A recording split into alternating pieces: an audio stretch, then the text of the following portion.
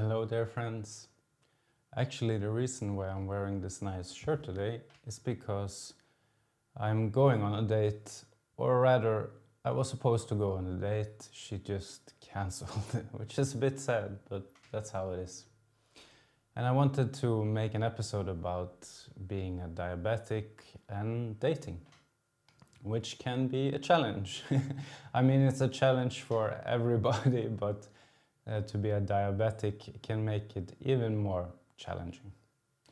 One question I always ask myself when I'm dating is like, when should I tell them that I'm a diabetic?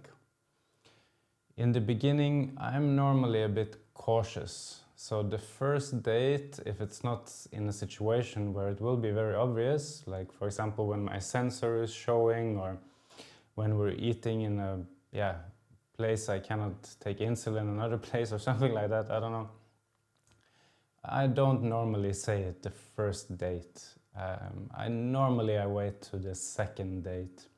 And it's just me. One can say it, of course, on the first date, or sometimes it happens, but normally for me it's a bit personal. So second date is normally when I kind of tell them. And it's a bit weird because I actually never have any negative experiences with people when I say that I'm a diabetic. Nobody. For me, it seems like absolutely nobody have cared that I'm a diabetic. So I should be able fine to tell them immediately. But again, it's a bit personal for me and I don't want to bring too much to the table immediately, and there's so many other things to talk about.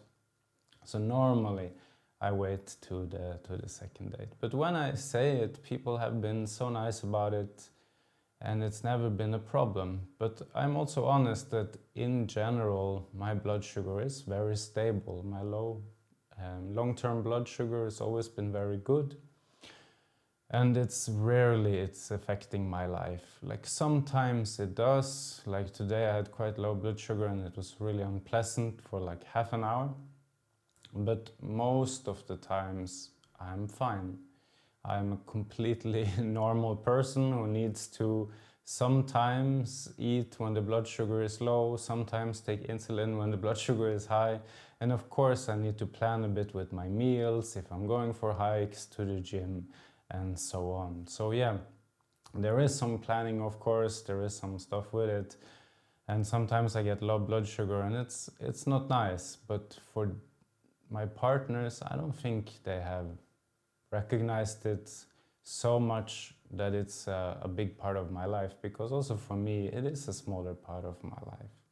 And I know that it's very different between everybody who is a diabetic. So some people it affects a lot, some people I guess even less than me.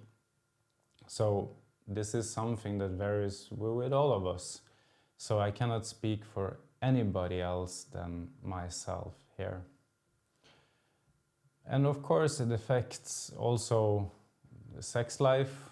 We can make a whole episode of that, and that is also difficult. Like if my blood sugar is perfect and maybe there will be like you're going further with the partner, maybe you will end up in bed, it should maybe be a little bit higher, because it can be some physical activity that can lower the blood sugar also.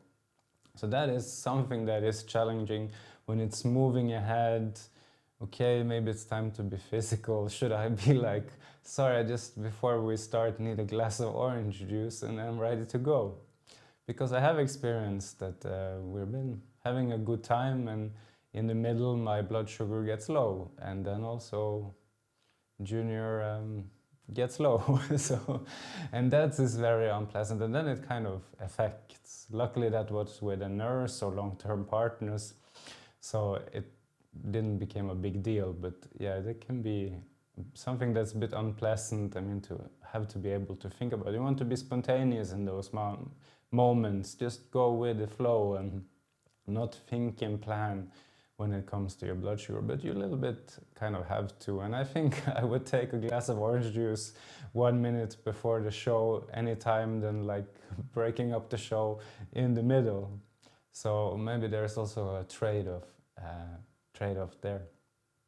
Sometimes also not necessarily like the second date, but a little bit out, like talk about it. It comes up naturally.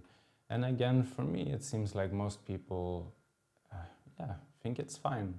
I guess it's if I date somebody and they say to me they have a chronic disease, and most of the time you don't know so much about it, and I guess most people don't know a lot about diabetes and how it affects people.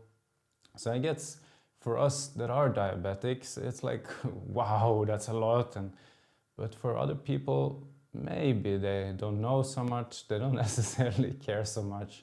And maybe, for example, with me, maybe I overthink it a little bit, that I need to kind of wait a bit, or yeah, I don't know. Maybe it's like that also. If somebody told me they have some type of chronic disease, I wouldn't really mind or care at all if the partner is nice and you have a good time. And I guess it's also like that with most people if they meet somebody and they say they are diabetic. Again, nobody I ever have talked to have said it's a problem or showed any sign that that's the problem. I think they find something else. So yeah, dating is hard, and it can also be hard if you are diabetic. Also before, if you have very high blood sugar or low blood sugar just before the date, it can also be a bit challenging. You don't want to cancel the date, but it's also not nice to come on a date and you feel horrible because you had an exhausting day of high or low blood sugar. So that's also something that affects, of course. And you don't also, for example, me, I monitorize my blood sugar on the phone. I don't want to check my phone all the time, like, oh, is it going low? Is it still high? I want to be in the moment with the partner, which is also something that is a challenge. So there are many challenges, but I think, again, for most people, for most of the time, it's fine. And it's just to communicate, be open and honest. And most people are really, really nice about it. And maybe also, if they would not be nice about it, maybe they're not the right one. Because if they're not nice about a thing like that, imagine maybe other things, you know. So maybe it's fine. Okay, that partner didn't want to continue because I'm a diabetic. Maybe that's a person that, yeah, it's not the nicest person. You never know. Maybe also they have their own experiences with people with diabetes where it's a big problem. So maybe also that's why, and you generalize that everybody with diabetes is like that. So that also, of course, happens, I guess. But yeah, I guess in most cases, I mean, if they're not okay with that, yeah, it's maybe okay that they move on and you move on and you find somebody else. So I hope this was useful. And again, good luck out there with the dating life. Good luck to myself. See you in another episode. Bye.